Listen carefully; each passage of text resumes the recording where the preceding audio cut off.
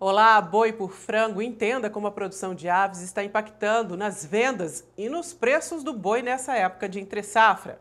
Agora no mercado pecuário, DBO.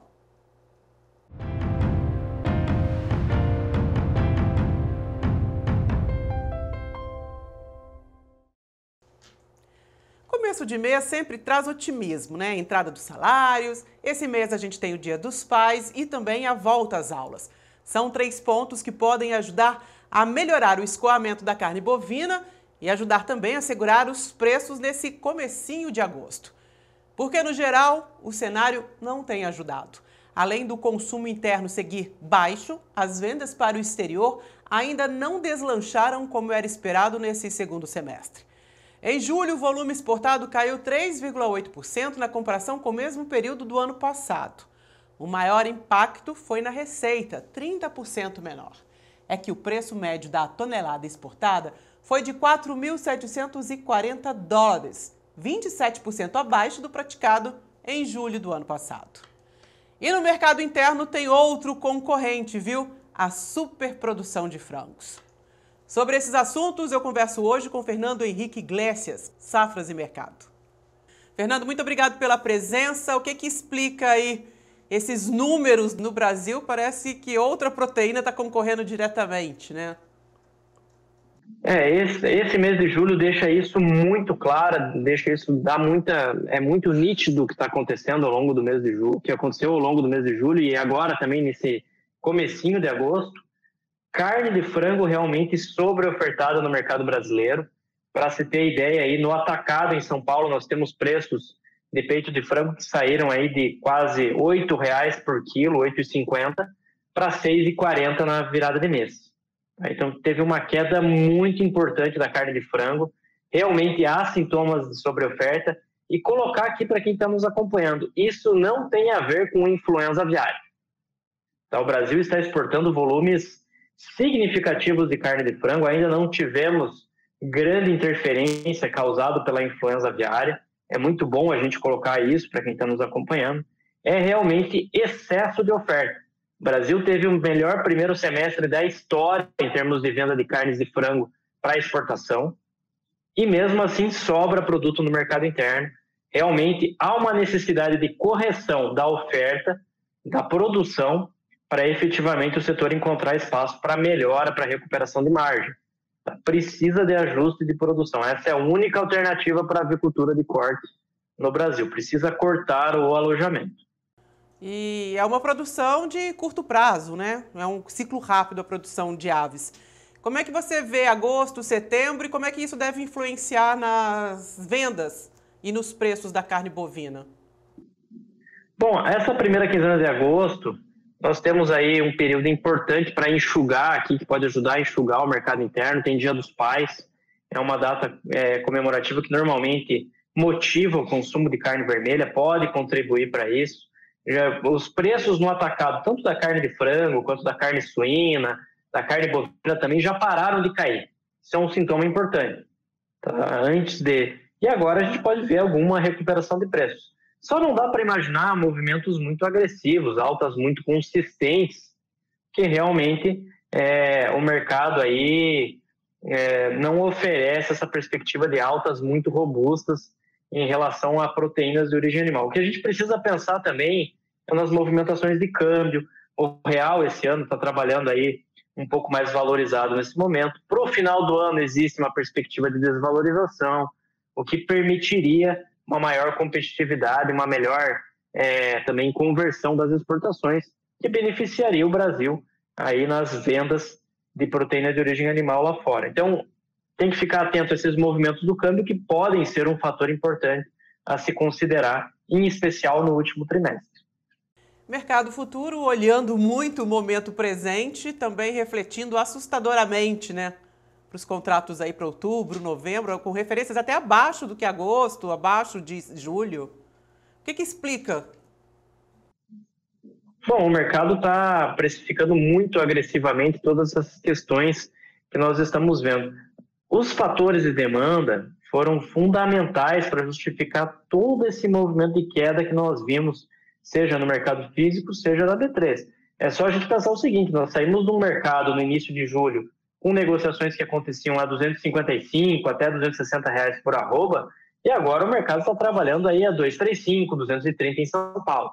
Isso é especialmente importante para o contrato agosto, que agora está na posição é o spot, né, e vai buscar essa convergência em relação ao mercado físico, essa proximidade com o mercado físico, que está trabalhando nesses patamares de preço.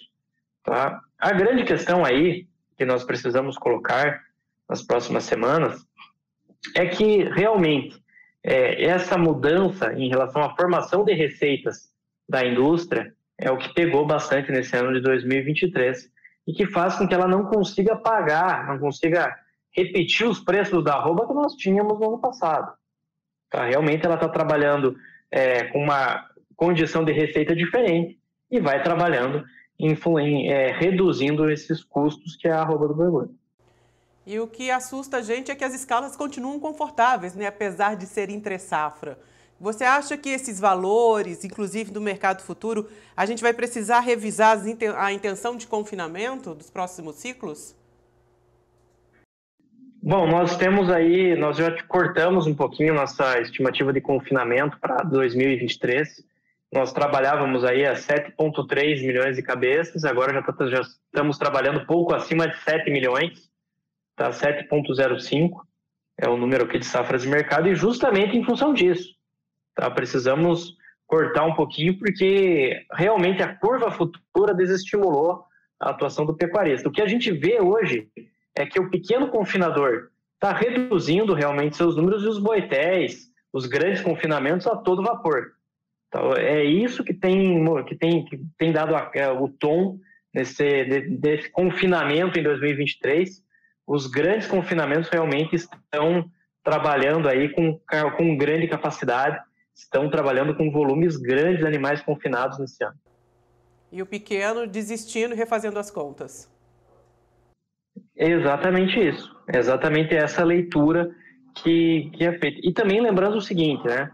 Pelo menos com relação a custos, nós temos uma queda importante em andamento. A nutrição animal está efetivamente ficando mais barata.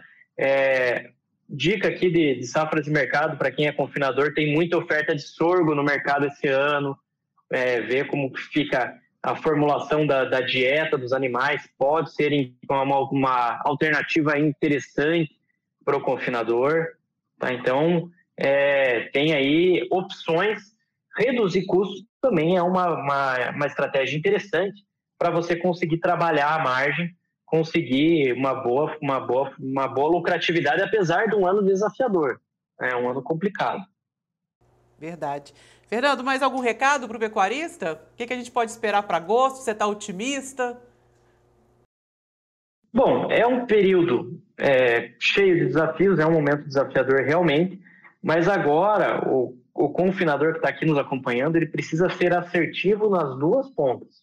Tá? Ele precisa ser assertivo na comercialização, usar as ferramentas que o mercado dispõe ali para comercializar de uma maneira mais eficiente, tá? E também fazer a compra dos insumos de maneira assertiva.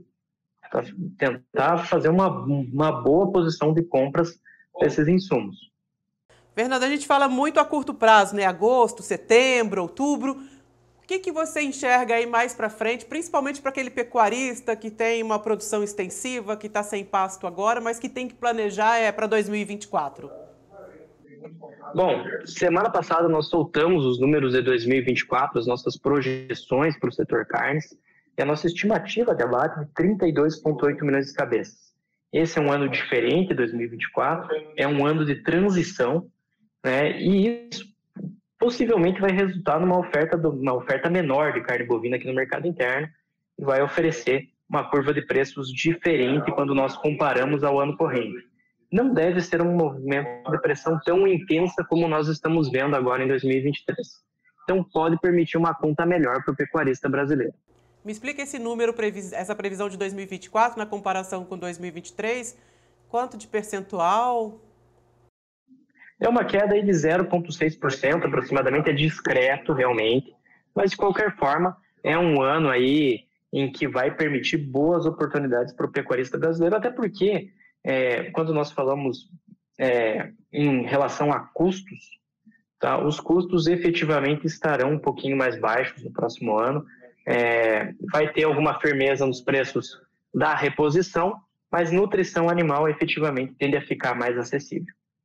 Fernando, te agradeço imensamente a participação. Obrigada mais uma vez. Sempre um prazer participar. Contem comigo em mais oportunidades. Estou à disposição. Volte sempre. E você tem dúvidas sobre o mercado pecuário, sobre os preços? Compartilha com a gente. Entre em contato pelos endereços que aparecem aqui, @portal_DBO no Instagram ou pelo número do WhatsApp. A gente vai em busca dos analistas para responder vocês. Muito obrigada pela companhia. A gente se encontra, hein? Tchau!